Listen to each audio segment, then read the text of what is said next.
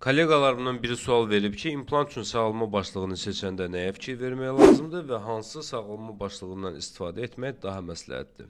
Bu çox aktual sualdır, çünki sosial şəbəkədə bəzən kollegalarım görürəm ki, ideal formada cərrahi əməliyyat ediblər, yəni implant əməliyyatlarını ideal formada icra ediblər, amma sağalma başlığı mərhələsində isə xüsusi kiçik nüanslar var ki, onlar implantın gələcək müqəddəratında öz sözlərini mənfi cəhətdən göstərə bilərlər və ona görə də özümə borc bildim ki, bu sualı cavablandırım. Çünki bir daha da qeyd edim, implant əməliyyatını mükəmməl qeyd etməyimizə baxmayaraq, əgər bu etapda, bu mərhələdə səhv buraxsaq, hansı ağırlaşmalar baş verə bilər? Gəlin ilk növbədə onu deyim ki, sağalma başlıqları var fərdi və var standart. Bugün məsələyə tam standart sağalma başlıqlarından yanaşacağım, çünki bu mövzu ümumiyyətlə çox geniş bir mövzudur. Bu mövzunu əhatə eləmək üçün bunun çox xüsusi sessiya olmalıdır və yaxud da ki, modul kursu olmalıdır ki, bunu tam izah eləyə bilim. İnşallah yaxın günlərdə, yaxın aylarda daha doğrusu modul kursumuz nəzərdə tutulur və orada bu haqqda daha geniş danışacağım. Amma indi bir-iki misalla fikrimi çatdırmağa çalışacağım. Deməli, ilk növbədə baxaq görək ki, sağalma başlığı nəyə lazımdır? Əgər o klinik halda ki, implant qoyulub, üstündən müəyyən qədər vaxt keçib və xəstə sonradan gəlir, anesteziya olunur, diş ətinə formalaşdırmaq üçün formirovatelь disni və yaxud da ki, FDM və yaxud da ki, FDM və yaxud da ki, sağalma başlığı qoyulur. Bu sağalma başlığının əsas məqsədi implant ətrafında yumşaq toxumasının yaradılması və kraterin əmələ gəlməsidir. Və bunun da bunun da etmək üçün iki məqsəd var. Birincisi, sümük toxumasını diş ətinin hesabına, qalınlığının hesabına və yaxud diş ətinin həcminin hesabına mikroorqanizmdən qorumaq. İkincisi də ki, epitelial birləşmə və birləşdirici toxuma kompleksinə görə mexaniki yüklənmədən implant ətrafı toxumanı qorumaq. Əsas məqsəd bu ikidir. Standart sağalma başlıqlarının əsas iki parametrini bilirik. Birincisi onun hündürlüyü, ikincisi onun diametri. Bu mövzunu tam yaxşı izah etmək üçün araşdırmalardan birindən şəkil götürmüşəm və bu şəklə əsasən öz fikrimi çox güman ki, daha rahat çatdıra biləcəm. A şəklində və B şəklində iki implant qoyulub. İmplantların ikisi də bone level'dır, sümük səviyyəsində qoyulub. Amma A şəklində olan sağalma başlığından sonra implantın koronal hissəsində, boyun hissəsində rezorpsiya baş verib. Buna səbəb nədir? Və nəyə görə həmin rezorpsiya B şəklində baş verməyib?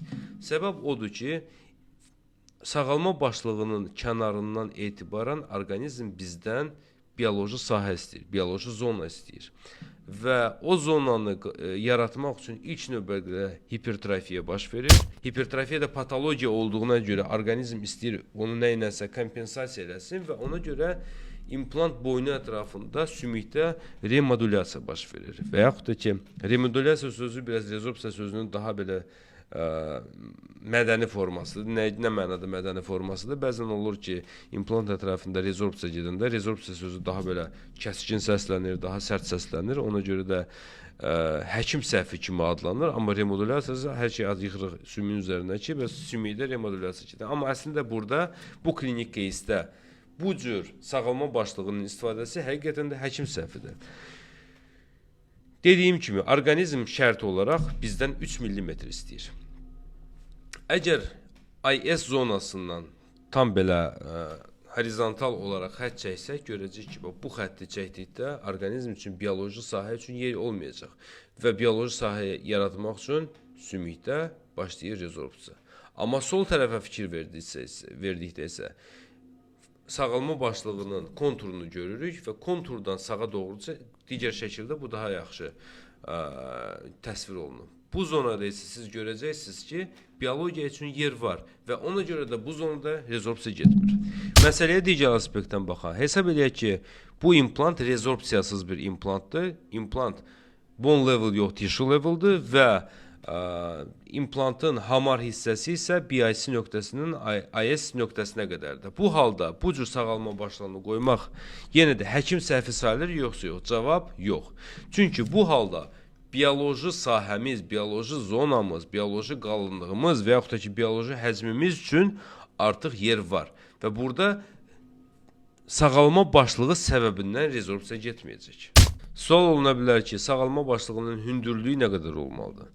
Hündürlüyü üçün belə bir göstəriş yoxdur, amma əsas bir göstərişimiz odur ki, sağalma başlığının hündürlüyü diş əti hündürlüyündən mütləq yuxarıda olmalıdır.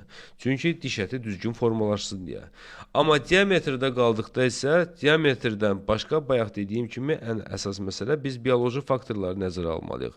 Belə bir rəqəm yoxdur ki, mütləq şəkildə əgər bu 22-ci dişdirsə burada olsun 4 nömrəli, 4 millimetr diametri olan sağalma baş. Belə bir diametri yoxdur, çünki dişlər özü müxtəlif olur və onların ətrafındakı bioloji sahəyə əsasən özümüz təxminən gözəyarı baxıb onu seçməliyik. Amma seçimimizdə mütləq şəkildə bilməliyik ki, biz bioloji zona üçün yer saxlamalıyıq. Əgər biz o yeri saxlamasaq, orqanizm kompensator funksiyasını işə salacaq və biz gözlədiyimiz nəticəni əldə etməyə bilərik. Rezorbsiya baş verə bilər. Rezorbsiya baş verəndən sonra resesiyalar baş verə bilər və bir daha təkrarlayım ki, bu formirovatelin, bu sağalma başlığı ilə mövzu daha genişdir. Ola bilsin ki, buna aid suallar çox olacaq, amma bu sualı yazılı formatda çox cavab vermək olmaz. Bu mütləq şəkildə bu suallar yaxşı olar ki, slayd şəklində demonstrativ olaraq göstərilsin və onun üçün hazır slayd olmalıdır ki, bunun hamısını tam izah edə bilim. Amma bayaq göstərdiyim bu araşdırmadan götürdüyüm şəkillə sadəcə olaraq fikrimi izah etmək istədim ki, sağalma başlığı hansı ağırlaşmaları gətirə bilər və sağalma başlığını biz bağladığımız zaman nəyə fikir vermək lazımdır. Və başqa bir sual ola bilər ki, sağalma başlıqları avtoklava getsə yetər, yoxsa hər dəfə təzə sağalma başlığı biz istifadə etməliyik. Mənim subyektiv fikrim odur ki, əgər implant üzərində iş gördükdə perioplastika olmayacaqsa, sağalma başlıqlarını avtoklavdan çıxmış, mexaniki işlənmiş və avtoklavdan çıxmış FDM-ləri təkrar istifadə etmək olar.